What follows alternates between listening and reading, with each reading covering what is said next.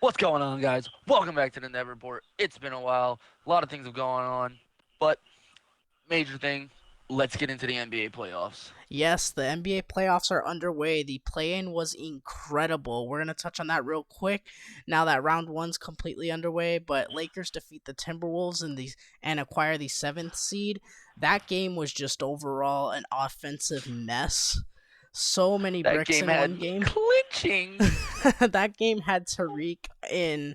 Oh, that man! It had him in purgatory. That man was not having a good day. But overall, Lakers defeat the Timberwolves. It was still an insane game despite the horrid offense on both sides. Timberwolves couldn't even score in the last 6 minutes of the fourth quarter. They only had 2 field goals in overtime, and they They were didn't score after 6 minutes in the first or or the fourth. yeah. So it was horrid Like they all didn't even. around. It was But bad. the Timberwolves did bounce back, acquired the 8th seed, and now they're facing the Nuggets in the first round. The Hawks defeat the Heat and acquire the 7th seed. That was impressive. I didn't expect them to actually defeat the Heat, but Trae Young had a great game, and the Heat come back. They defeat the Bulls, who had won their first playing game, but they lost to the Heat. Jimmy Butler had a carry job going on, and they're facing the Bucks now in the first round. Playoff Jimmy's here. Overall, the play-in has just been so great over the last few years, and me being one of the people who was very much against it at first, I have to admit I was wrong. The play-in is one of the most fun things in basketball right now, and it doesn't really affect the standings too much at the end of the day. Like most of these teams, I think we can agree, aside from maybe the Lakers, because of course they have LeBron and AD, they're not gonna go on to win a championship, so it's fun to let them compete to see who can get in. Like the Thunder, such a young team, they were the 10th seed, but they had a chance to get in and they almost did. They're one game away from being able to that young team being able to get in to the playoffs. So it's fun. I like it. Well, yeah. Speaking of things like that, the biggest shocker of the play-in was not seeing the Mavs there. Like Oh yeah, the everyone. completely falling out of favor. I mean, that's a whole nother story. I think we'll probably touch on it in the future, whether we're doing off-season outlooks and so on. But the Mavericks just a complete fall from grace. Well, yeah, but gotta give what's it called, a shout out to who's the Mavs owner, Mark Cuban, right? Yes, Mark Cuban. Yeah, they got fined $720,000, and he straight up went, you know what? I'm gonna match that and donate it to a charity. So that was good on him. Yeah, that I mean, the NBA was not happy with the Mavs after that game where they had benched a lot of their players. Luca only played the first quarter, but they're more than likely going to keep their pick. So I guess whatever they were doing worked in this sense because their pick will more than likely convey or not convey to the Knicks because it's going to be top 10. Yeah. But yeah, let's get into these first round matchups. First game we had of the whole first round, 76ers versus Nets. The 76ers defeat the Nets in game 1, 121 to 101. They also defeated them in game 2. We're recording this the game had just finished up a few minutes ago and the Warriors-Kings is tipping off, so we're recording in the middle. But yeah, the 76ers just look like they're outmatching the Nets completely. I mean, I love Michael Bridges, but there's just not enough help there. I don't Embiid's. know. What are you gonna say? Well, I'm lost on it because if you just watched this second game, the Nets were running the show for a while. They were It competing very well. They were in it. James Harden did not look good in that second game. I think he was 3 for 12. But Tyrese Maxey kind of exploded in the second half, and that kind of led the Sixers to running away with it. But I mean, the Nets have proven they can at least take a game or two here. It's not one of those embarrassing series where a no, team gets blown off the floor. I feel like the Nets are just gonna give the 76ers a run for their money. Like they're not just gonna back down. They're gonna actually fight this. And you got to give respect to the Nets too. I mean, this is a team after trading Katie and Kyrie that we thought were going to be dead in the water, and they still won enough games to make the playoffs. They didn't even have to compete in the play-in. So, I Yeah, mean, shout out to the Nets. I mean, I don't want to say the future's looking bright because it is still a little bleak in a sense, but they got Michael Bridges, who has just been amazing the past 2 months. They have a bunch of quality role players. I mean, they're they're arguably still a playoff team next year. It just depends on moves being made. So it's fun yeah. team. Bridges is most definitely trying to carry as much as he could with the Nets, especially dropping 30 that first game. But it's just kind of hard to stop someone like Joel Embiid out here Mm-hmm. just doing it all. Embiid, And yeah. of course that first game, Harden was out there just giving assists like it was nothing, and they were just playing Harden like he was gonna shoot, and he was just passing the ball. And Embiid's just like you said, Embiid's so difficult to stop. More than likely the MVP this year.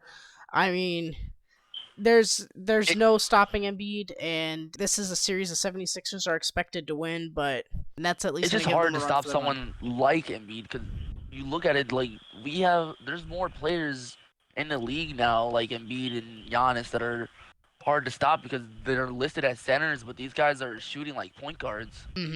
So And it's like this is stuff that hasn't been seen before. People compare some of the best centers as Shaq and stuff, but Shaq wasn't a shooter, and now you got people out here that are centers shooting at the 3-point line. we see that with It's just Joel something Embiid, Jokic, Cat. It's a new era for centers. It's definitely. most definitely is. Mhm. It gives upcoming centers in the draft a new look. Like if you're not able to shoot, a lot of people are looking at you like, are Ooh. you really worth this first round pick? Wembanyama's gonna change the narrative when he comes out, just to like, just to throw that We'll do out a there. draft pick. We'll do a draft pick video down the line somewhere, but that's not right now. But yeah, we'll move on to Celtics and Hawks. The Celtics defeat the Hawks in Game 1, 112-99. They very much suffocated Trey Young. He shot 5 for 18, and we've seen this before with Trey Young where he doesn't perform well in the playoffs, especially against teams that are very perimeter oriented defensively. And of course, the Celtics match up very well with the Hawks in that sense. Their two best players, DeJounte Murray and Trey Young, perimeter oriented players. DeJounte Murray, 10 for 25, 40% from the field. Not bad, but not great. Trey Young obviously didn't shoot well, like I said. It's hard when your two best players just aren't shooting super well from the field, and the role players, they don't have the role players to really keep up with the Celtics. Yeah, and someone like DeJounte Murray, where if Trey Young isn't doing well, I mean, yes, he's gonna step up, but at the same time, it's kind of hard for him to take the lead of the whole Hawks. hmm And Like I give him credit where credit's due. He did have a game. He led his team in points and rebounds, but they're just gonna need more people to step up if they really want to try to fight this Celtics team because the Celtics is a big threat to a lot of people. I want to give a shout out to Derek White too. He had an amazing game. He had 24, 5, and 7. He's been stepping up over the past few months. He's really become one of the best players on that team, and he's rising for the occasion in the playoffs. Like many people thought he would. Obviously, Tatum and Brown had great games as well. That's to be expected. Celtics are just handling business against a team they should beat, and maybe we'll see the Hawks beat them in one game, but I think it's very consensusly looking like a Celtics in 5 series, but who knows? I mean, we have to wait for the rest of the games to be played, of course, Yeah. but this is Well, one of those that's the series. thing. hmm That's the thing. I never want to see a round. Like a lot of people see round ones as like people are just gonna get it in 4 or 5. Like you don't really want to see that. You want to see these people go toe to toe until like 6 or 7. That's where it gets fun. hmm And luckily for us, this round one looks like it's going to be one of the greatest in history. I mean, we started probably with the two biggest duds, or two of the bigger duds, but like, we have multiple matchups that are toss ups in the first round, which isn't very commonplace nowadays. Yeah. So, And we say two of the biggest duds, but at the same time, that Nets and what's it called? 76ers. 76ers series, I give it a lot of credit because I know these. It looks like these Nets really want to step up, so they're giving these Sixers a run for their money, even if they get beat.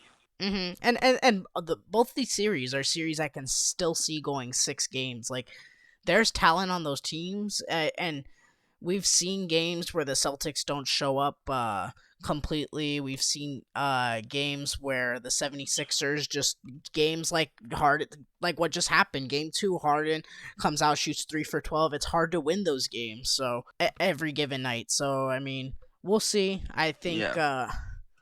I think these series can go 6 games at the most, but still, these Celtics and 76ers should be able to handle business. Yeah, I can't wait to watch the end of this series because I don't know. Well, the end of this Hawks and Celtics series, I just want to see someone step up like Trae Young come out of nowhere and put the, as he says, the ice in his veins.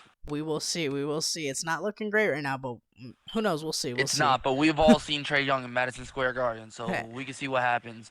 But speaking of Madison Square Garden, Yeah, let's let's bring move it on up to to the the Knicks. Knicks and the Cavaliers game. Knicks defeating the Cavs 101 to 97. This was one of those close games where you really couldn't just say, "Oh, this team is blowing them out," or this or that. They were keeping it close, back and forth all game. Yeah, I mean, I was quite shocked actually. The Knicks were able to pull this off in Game One. I personally had the Cavs winning this series in 6 or 7. I like the Knicks roster, but to me, I just feel the Cavs outmatched them. They've got that great interior presence, but as we saw in Game One, they didn't look so great. Like Evan Mobley definitely seemed like he had the jitters. He had a rough Game One. I think he was like 3 for 11 from the field. I don't know. I'd have to limit. I could fact check that, but yeah, he had a rough Game One. Mitchell dropped 38. He's always performed well in the playoffs, even dating back to the The bubble. spider was going off. But they were still able to take that game. Brunson was elite. He scored, I believe it was 27. And overall, this Knicks team, they want to grind it out, close game. And, I'm quite surprised, but I saw this series going 6, 7 games because the team seems so evenly matched, and it's really a toss up. I don't know who's gonna win this series, and it's gonna be a lot of fun. Yeah, I can't wait to. This is another series that I want to keep close because, well, keep a close eye on because these guys are going close. These are the type of games I like. I like watching close games. I don't like watching blowouts unless it's my team winning. Yeah, and I want to give a shout out to Josh Hart too because he's just been an amazing pickup for the Knicks, and he's just continues off the bench to be amazing. A big reason why they won this game as well. But I expect the Cavs to come back and fix some of these mistakes. You don't want. It sucks that they wasted a Mitchell 38 game, but I expect Mobley to have a better game too. Okoro couldn't buy a basket. I just expect their players to be playing a lot better throughout the series. So we'll Well, see. yeah, I mean, especially when you got. it's a lot of the uh, inexperience outside of Mitchell, but we'll see going forward. Well, yeah, because you need people like you said. You need people like Mobley to step up. Mobley didn't even take a 3-point shot. Mm-hmm. He didn't take a single three, and then he was 4 from 13 at field goals. So without taking any threes, it's just crazy to see him Four for at only 13. eight You're right. points. Yeah. Thank you. Yeah, it's crazy to see him out only 8 points, and it's like, what were you doing? Like, Mm-hmm. I don't want to trash on the guy because, of course, he could just come back and have a bounce back game. But seeing that is just, I don't know. Cavs really do need to step up if they want to have a fighting chance because clearly the Knicks want to put up a fight with people like Julius Randle coming in and doing what he's got to do. But Mm-hmm. let's see. We can see what they do down the line. Of course, it's only game one, and who knows what's gonna happen. They Yeah, gotta play better, and but I expect the Cavs to make these changes, and this will be a very fun series. I'm looking forward to the rest of these games, and I still think the Cavs can win it in 7. But I would not be surprised if the Knicks pull off this series. I wouldn't be surprised either. Like I said, it's gonna be one of those close ones that everybody's gonna want to watch Mm-hmm. because the close ones in playoffs are always the fun ones. Yes, sir. Speaking of another close one, let's lead this to Golden State versus the Kings. Yes, this series is probably the most anticipated series, at least for me. I think these teams are so evenly matched, and I feel like a lot of people are disrespecting the Kings coming into this series because it's like, oh, they're inexperienced. They were a good regular season team, but who cares? They haven't made the playoffs in 17 years. But my God, is this team great? And that crowd is electric. That is one of the best home court advantages I have seen in a long time. And of course, that has to do with the fact they haven't been in the playoffs so long. Sacramento fans are so hyped, but wow, has that place has been rocking. They defeat the Kings defeated the Warriors 126 to 123 in game 1. Fox was electric, had 38 points. Malik Monk had 32. Just an insane just insane from the Kings. Fox has been one of the most clutch players in the fourth quarter of basketball games this year, and it continues throughout the playoffs. I mean, him and Curry were going back and forth. Curry erupted. I think he had 13 in the fourth quarter or something like that. And, of course, he had that missed game winner, but it was a hard shot. It was a one-legged three. You're trying to get it off with enough time so they don't foul you. And overall, it just shows that this is gonna be one of those series that probably goes 7 and it's gonna be legendary. And I'm here for it. I love the 7-game stretches. Mm-hmm. I love seeing these people fight to the end and see who really cares and who couldn't put in enough effort to make a shot. Mm-hmm. And the game 2's currently going on right now as we record this. I have it on in the background, but it's a close game right now. It's 33-27, still early on, but I still expect Golden State to win this in 7. I think the Like experience I said, it's going to be a close one all the way around. They will have to steal one on the comebacks. road. They will have to steal one on the road, which is going to be big because the Warriors have been bad on the road. But they do have Andrew Wiggins back. He looked like he was getting into the swing of things in game 1. So hopefully throughout the series, he's getting more integrated, getting more comfortable again because he's been out for such an extended period of time. Gary Payton's back. Gary Payton's second's back as well. So it's just, Yeah. I think the further along the series goes, the Warriors will be able to, become more cohesive, and I still expect them to win this in 7, but we will see. I mean, the Kings win this series, I would not be surprised, and I would love that for their fans because, wow, has this team been fun throughout this season. One of the most fun teams to watch this season. Yeah, and like you're saying, trying to steal one on the road, bringing up our next people, Lakers versus Grizzlies. Oh, man. That game... let me just start this off by saying I'm so disappointed about the Ja Morant injury. I hope it's nothing serious because they're the worst things to see. But man, that game was electric up until the end. I mean, Rui and Austin Reeves stepped up. Rui just hitting every open three. Like they would not close out on him. Rui had me like, what? You're hitting... That was one of his best games yet. Mm-hmm. As people were saying, that was Rui's best game as a Laker yet. Mm-hmm. He had 29 points. He was just hitting. They were just feeding him. Mm-hmm. And Austin Reeves was knowing... Like, I was listening to the announcers. It's like... And they said it as best as you could describe it. Austin Reeves knows when he has to shoot and when he has to pass. Mm-hmm. And they were both electric. Rui had 29 points. He was 5 for 6 from 3. Austin Reeves had 23 points, 8 for 13 from the field, 3 for 3 and 5 from 3-point land, and just overall of course, then you got LeBron and AD hitting 20 plus both. But I was watching one of the stats on the while I was broadcasting, and it was saying something like this is the first time. I think it was probably just the first time that in the playoffs that 4 Lakers had 20 plus points. Mm-hmm. And that's going to be a big thing for the Lakers going forward. If their players can step up like this, they have a chance to go very deep in the playoffs. It's unfortunate that obviously Ja Morant got injured. He got injured, I think, with like 5 minutes left in the fourth. I don't think that... that was... As much that was as bad. He landed... He had that... He was trying to dunk over AD. AD took the charge, and he landed on his hand. It looked really rough, but... The way he landed, though, it was like his fingers pressed back and everything. I was like, oh, please. Mm-hmm. I'm hoping... Take him to the back.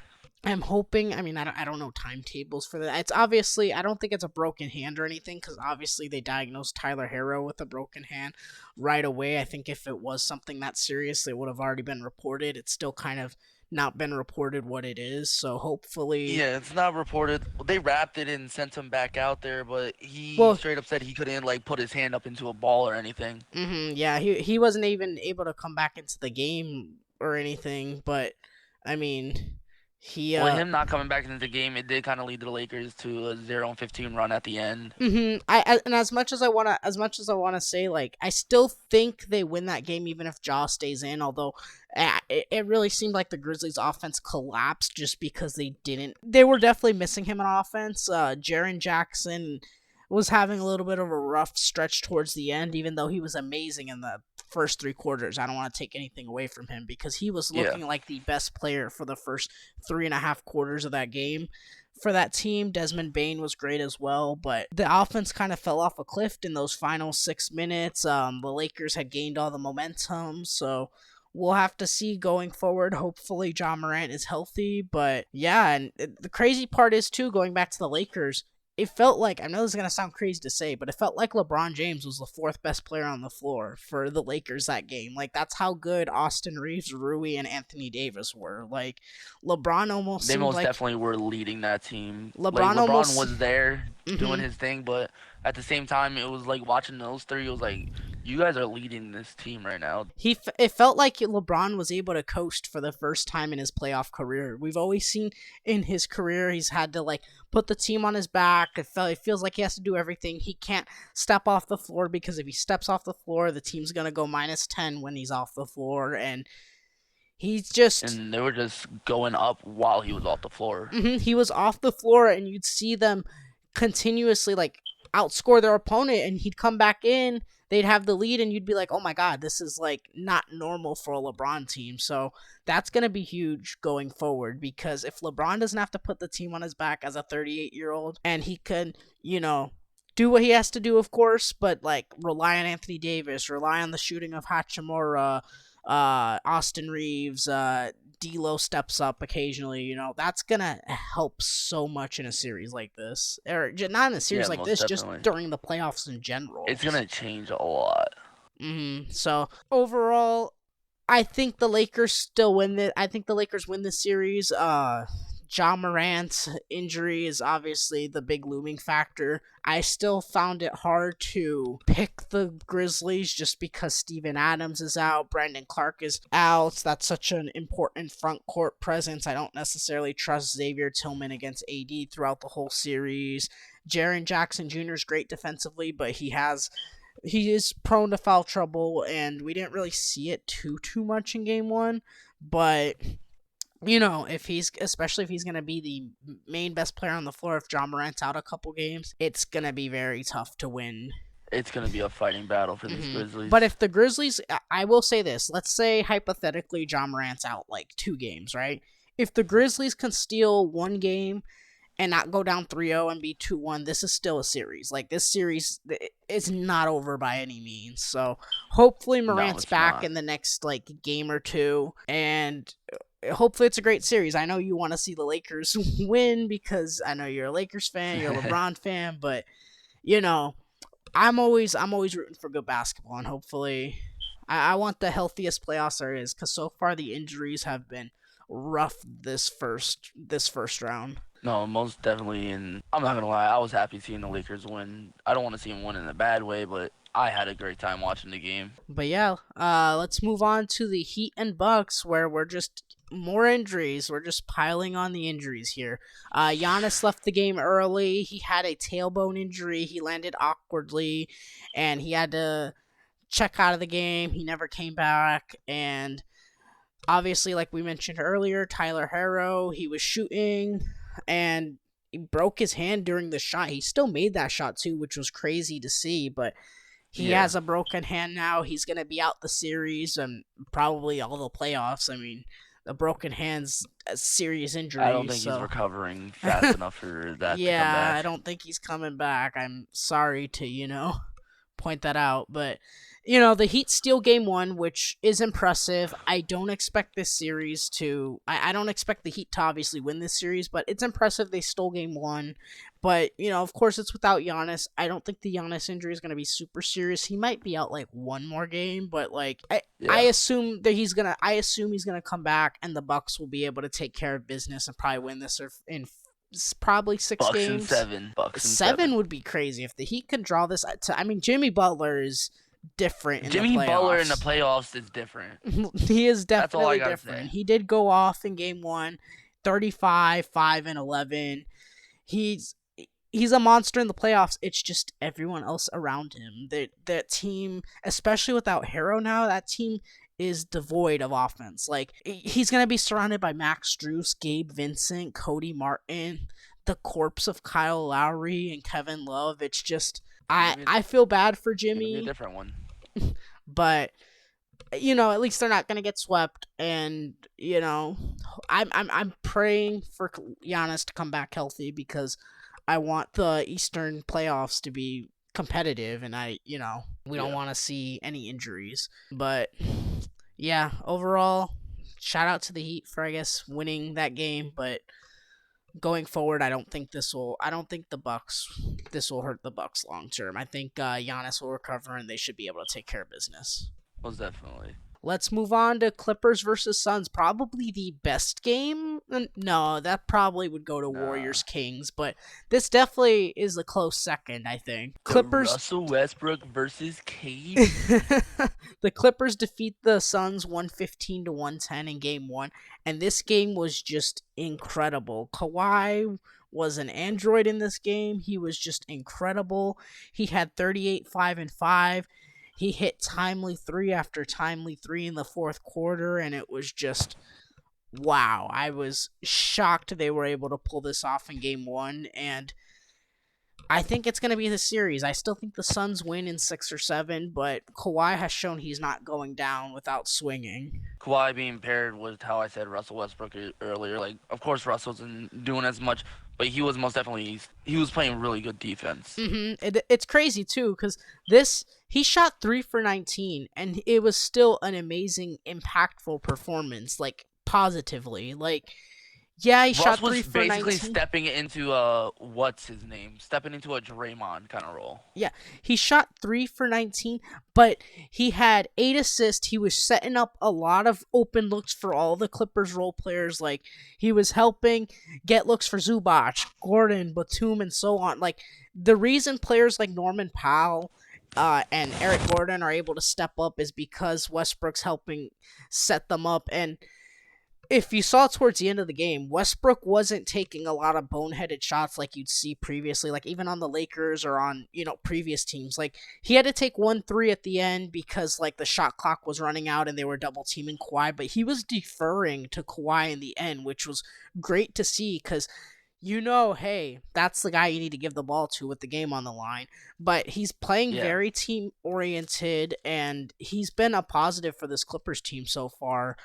I don't know how long. It's hard to say it's going to last the whole series just because it's Westbrook, the nature of the beast. Westbrook is one of those very unpredictable players, but man, he's big stop on Devin Booker. That block was just incredible. Able to toss it off his leg too, so the Clippers retained possession. And then in the last minute, he kept outboxing DeAndre Ayton. He kept out rebounding DeAndre Ayton to keep the Suns' possession of the ball, or to keep the possession of the ball for the Clippers. Sorry.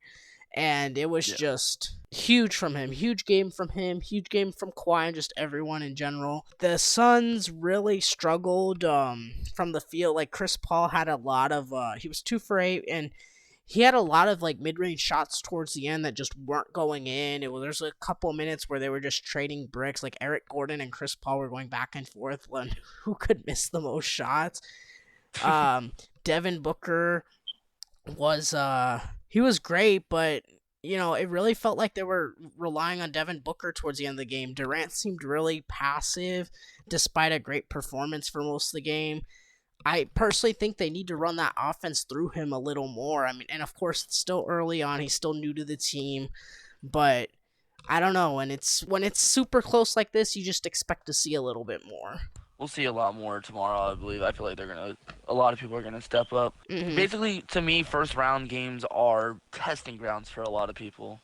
Mm-hmm. I feel like they're just trying to testing the waters, see what works, see what doesn't against this team, and a lot of teams have to adjust and change up things quick, or you're out, or you're done. Yep, and that's gonna be very much true for the Suns in the sense, like, they have to be able to adjust. This is kind of their series to really figure it out because it's not going to get easier from here. And, they obviously haven't had a lot of time together to play. It really feels that way for a lot of teams this playoffs. Like the Warriors, they haven't had Wiggins or Gary Payton, so they're going to have to learn to play together. Well, not play together because they have obviously the history, but, they're going to have to get cohesive in that sense. Same with the Lakers, who acquired all these players in the trade deadline, and they're learning to play with each other still. So it's really just this first Really, round's gonna be very it's important. basically who's gonna be able to put their things together faster. It's gonna be very important for those teams to really it, get it together. Like you see in the Eastern Conference, it's kind of the opposite. You have the Celtics who have been playing together all year, the 76ers playing together all year, the Bucks who have been together for years now at this point. So it's really almost a tale of two conferences in that sense. And I think that's why the Clippers were able to upset the Suns and could really make this a series because they've been playing. I mean, I guess even still, Kawhi's been in and out of the lineup. Paul George is injured, so it's like they're still, yeah, they've been playing together, but I don't know that you can't even say that with the Clippers either. So it's just weird. It's just gonna be like I said. These are gonna be a lot of weird matchups, and it's all about who can put their stuff together faster. Overall, this Like, first round and playoffs is just gonna be amazing, and I'm so excited for everything going on. yeah, but are you really safe in the West? Oh no, there's no safety in the West. I think there are 7 teams that I could legitimately see making the finals, and that's not me exaggerating. Like, if you told me the Kings or the Grizzlies with the healthy Morant, of course, like made the finals, I would be like, yeah, that makes sense because they've just been great all season. You know, everything's going to be very matchup based. Exactly. But let's get into our final matchup of the first round of playoffs: the Denver Nuggets versus the Oh yeah, I Timberwolves. almost completely forgot about that one. So the Nuggets defeat the Wolves 109-80. I will be honest, this is one of the games I did not get to see because I worked the next day at 6 a.m. No, I worked. Good I job. had worked. Good No, job. I lied. I worked at. I had woken up at 5 a.m. and worked a 6 a.m. shift, and then watched all the games once I got home because I worked like from Guys, 6. I'm just hearing excuses out of him. Yeah, I know, right? Just a ton of excuses. But I worked from 6 a.m. to like 2 or 3:30. Came home, watched all the games, and by like 11 or 10:30, because why are we starting games at 10:30? First of all, like Eastern time, these games are not friendly to the East Coast. Not friendly at all. But What are you trying to? What are you about people in California with a game starting at 2 o'clock Eastern time? hey man, I'm at least I'm up at 2 o'clock. At 10, 11 o'clock, like you gotta stay up till almost 1 to finish the game. Like some of us got work in the morning, bro. Like You may be up 2 o'clock Eastern time, but some of these people in California are not. if you're not, they're not up at 2 o'clock Eastern time. Eastern time. That's 11. Chris. That's 11. That's 11 a.m. You're not up at 11 a.m. No, Oh my God, Tariq. Well, I'm not. all right, all right. Unless I have class. Anyways, let's get to the actual series. Oh, Nuggets you're gonna versus switch it up now. yes, Nuggets versus Wolves. Obviously, they handled their business. Jokic looked incredible. The Nuggets they're doing what they have to do. They're taking care of business. I saw a lot of chatter on Twitter like, "Oh, the Wolves can upset the Nuggets," and it's just a bunch of nonsense. This Nuggets team is incredible. Aaron Gordon has elevated his game to another level this season, and he's honestly shown he's the second best player on that team. They still have Jamal Murray, Michael Porter Jr. That team's just so well rounded. They're gonna be a tough out. To face them first. they're gonna be a tough out, and I expect them to honestly probably sweep the Wolves. I know that sounds a little severe, and sweeping a team is hard, but I just think they completely outmatch the Wolves. Gobert versus Jokic is not a favorable matchup for the Wolves. It's gonna be a tough series for the Wolves, but hey, at least they made it. I mean, at least they made it. I don't know if that's Give something. Me your sticker. I don't know if that's something they want to hang their hats on because they traded so much for Gobert, but that's a topic for another day. Yeah, this is I don't know. This is a game I see going in 4 or 5. Yeah. Maybe 5 if they have a good day. And, this is probably, like I said, this is actually, I know we were talking about the other series being, like, duds. This is definitely the biggest dud of them all. But, like, I feel like, yeah. It's a typical first-round series. Dud.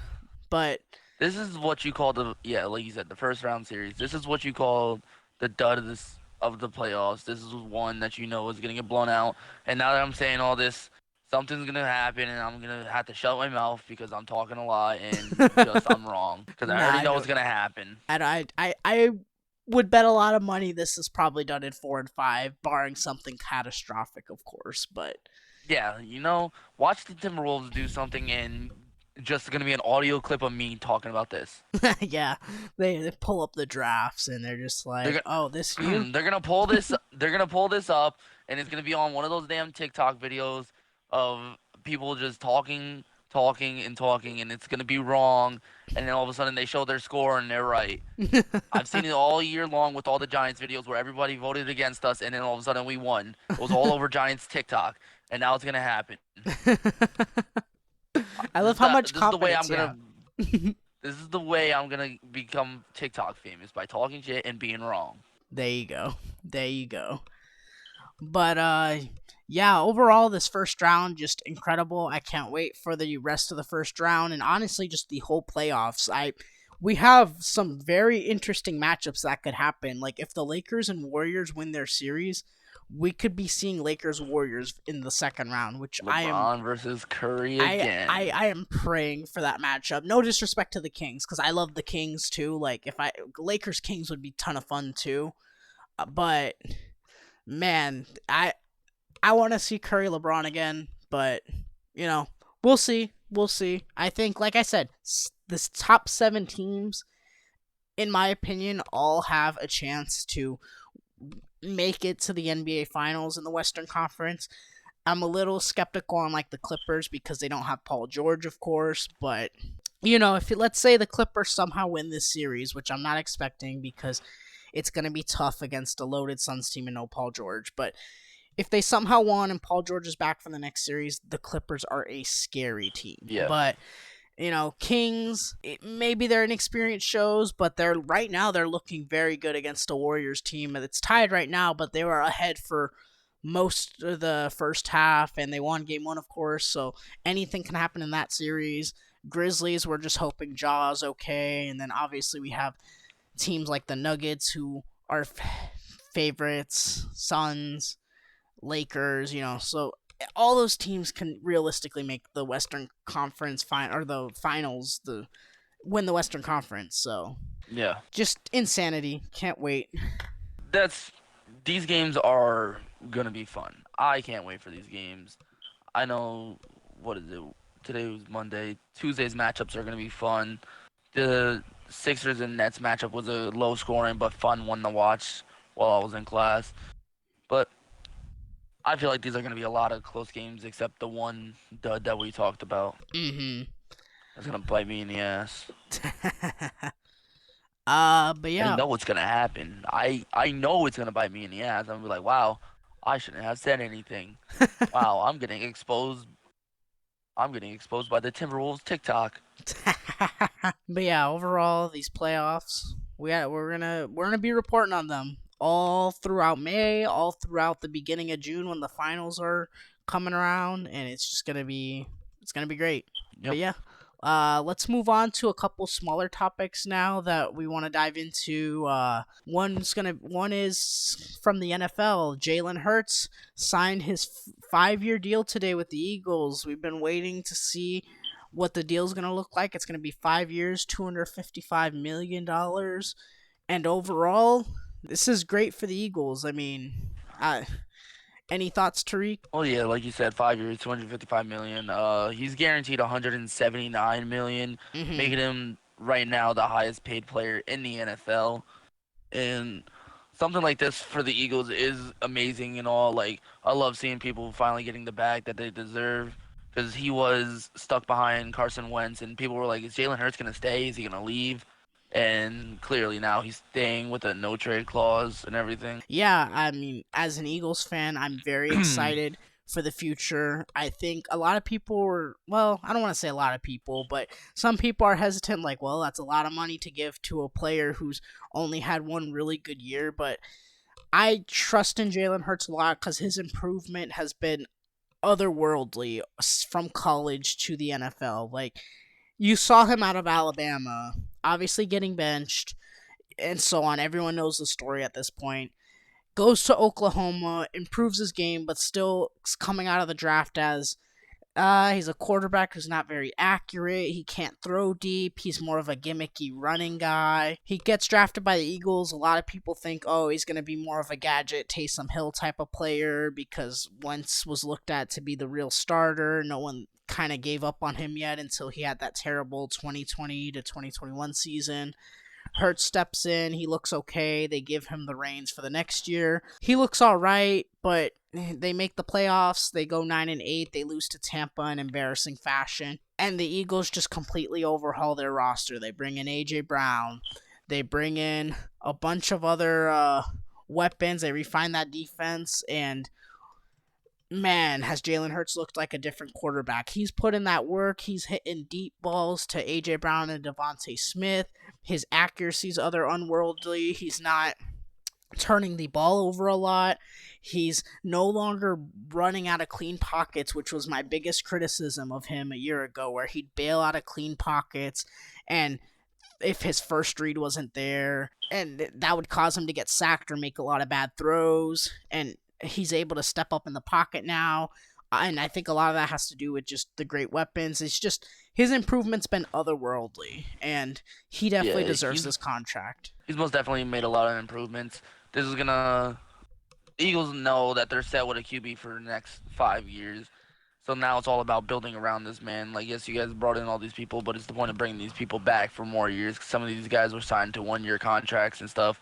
So we'll see what the Eagles can really do, who they're going to sign now, especially after making this big of a deal. Who's going to want to come around and stick around. Most definitely. Yeah. Speaking of people with contracts, Odell finally gets signed. Oh yeah, OBJ to the Ravens. That was one of the weirder signings. I was not expecting that one.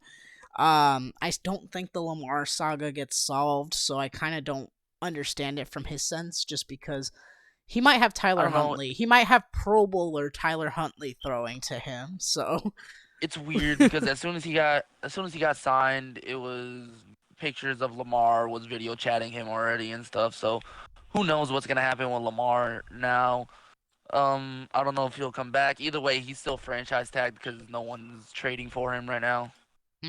Overall, so as of right now, the person that is throwing to him is going to be Lamar until there's a definite trade that's gonna happen. Yeah, so like I said, we'll see. Hopefully, I mean, for the Ravens' sake, Lamar's the one throwing to him next year. But cool signing as well. But yeah, that's kind of been most of the bigger news in the NFL. Not a whole lot going on with free agency kind of dying down and waiting for the draft to start. Draft is, as of right now, as we're recording this, 10 days away. It's April 27th, and we can't wait for that. That's going to be incredible. I can't wait for the draft. It's going to be, there's a lot of talent in this draft. Who knows who's going where.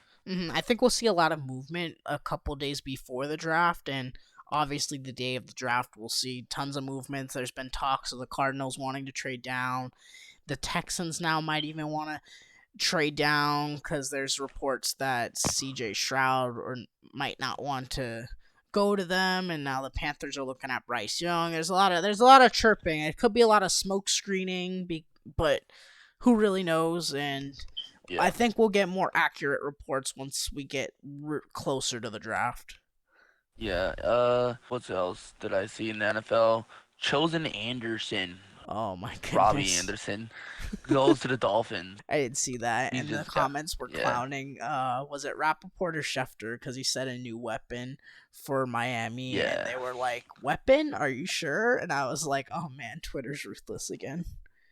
Yeah.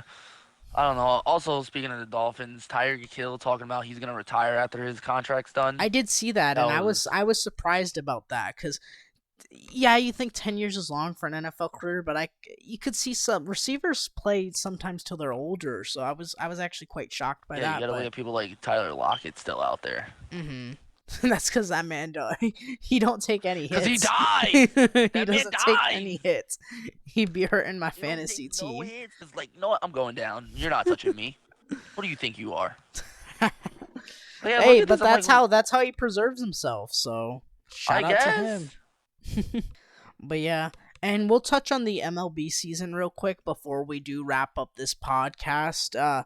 MLB season has started. It's been pretty entertaining so far. We've had quite a few surprises. I think one of the bigger surprises, and yes, I am saying this because I am a Homer and Biased Rays fan, but the Rays started off 13-0. That was very surprising. I mean, maybe not surprising. Their And then schedule you was really choked easy. breaking the record. Yeah, we did choke breaking the record. I was quite sad about that, but I was Blue like, no, Jays you did guys are defeat right them, but there.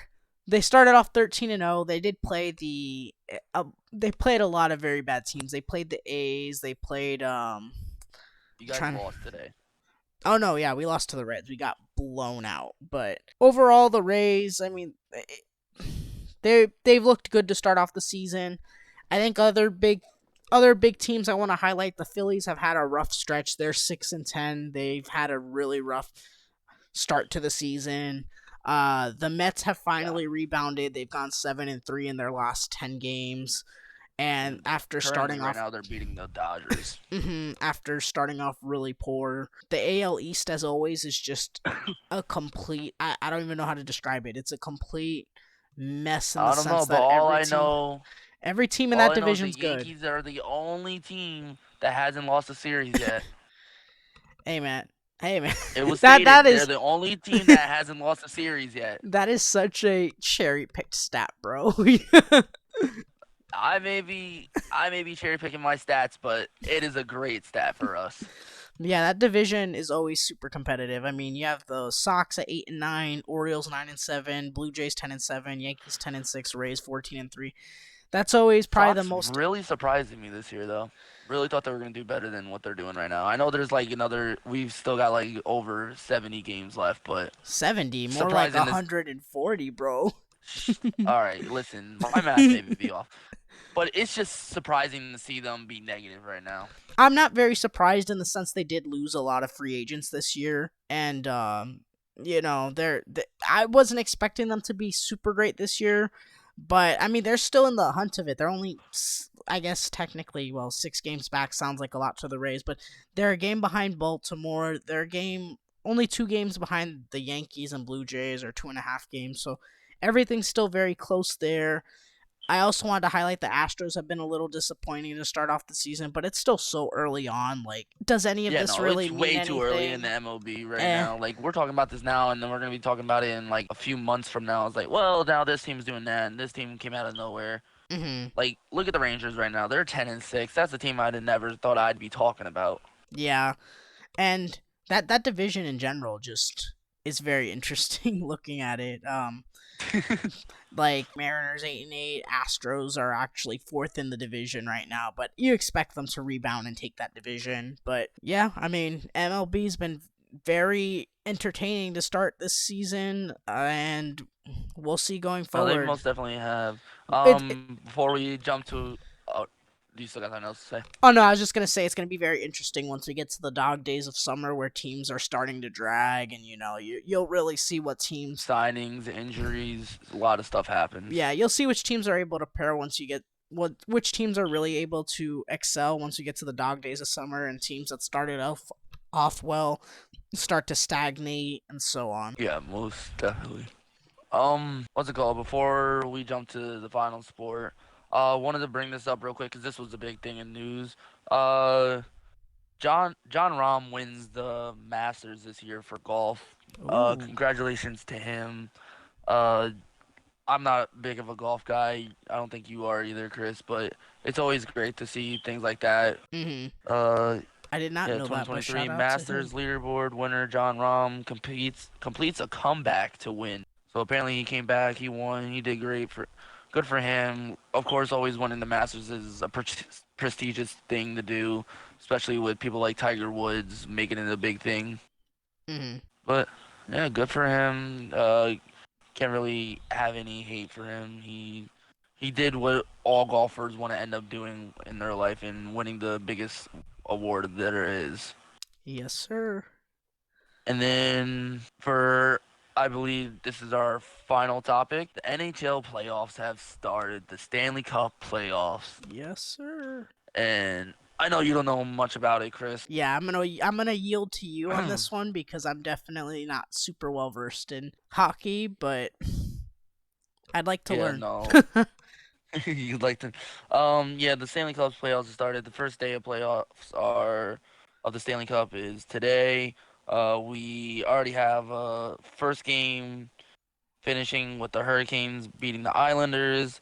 Of course, there's not much to really go into depth with hockey. I don't, but it's good to see certain things. I really thought the Islanders had that game, but at the same time, you never know what's gonna happen in hockey. And then, of course, the Bruins beat the Panthers, where the Panthers, in I believe it was been like 10 years, have not won their opening game in the Stanley Cup playoffs. That's rough. And yeah, no, it's bad for Florida Panthers. The Oilers versus the Kings are happening right now. Oilers are up 2-0 with 4 minutes left in the second. And then what else is going on? The Wild versus the Stars are also going on, tied 2-2 in the second with 3 minutes and 20 seconds left. So there's a lot going on. I'm slowly picking up more hockey, but I am a Kraken fan because I didn't want nobody to say I'm a bandwagon, and they were the newer team. They were a new team as soon as I started liking hockey because I was thinking about being a Predators fan, and then all of a sudden they're like, "Oh, we're adding a new team." And I was like, "That's where I'm going." Yeah, I expect I know everyone's expecting the Bruins to kind of I don't know, I expect the Bruins to, I don't want to say steamroll, but they've had like, what is it? They've had like one of the best seasons in history, I think, if I remember correctly, right? They've had like the is Yeah, it the the best Bruins. season? I know they broke some sort of records cuz Jacob was telling me all about it, but yeah, they've obviously they win game 1. They've looked great, so that's about that's about my hockey knowledge there. That's what I got for y'all. Yeah, Bruins being 65 wins and 12 losses, winning over three-quarters of your games is something insane to even think about, especially in hockey. Like, because hockey is very wear and tear to your body, and that is most definitely just, I don't know, I can't even think about doing that. Like, I run basically every day for lacrosse, and it's a lot of wear and tear. But yeah, that's basically all the topics we have for today. We're gonna continue, obviously, covering the NBA playoffs, the NFL draft that's coming up in the future, the obviously the MLB season, and we're gonna try to get some news for the NHL playoffs as well. So we're gonna be trying to cover everything. It's kind of a crazy time in sports right now, so we're trying to keep track of everything. Yeah, most definitely. Just as of right now, with the NBA playoffs and the Cup playoffs. Those are two major things to watch, but MLB starting up, so once the NBA and NHL dies down, once their playoffs are done, it's just MLB for a while until NFL starts picking up. But yeah, we'll start wrapping up here though. But yeah, we're gonna keep covering. We want to keep getting all this content out to you guys. We're excited to keep covering these things, and we're gonna keep it coming forward. Yeah, thank you for tuning in. Thank you for watching. Please like, comment, subscribe, share it to a friend. It helps us out a ton. And yeah, thank you for keeping up with us. All right.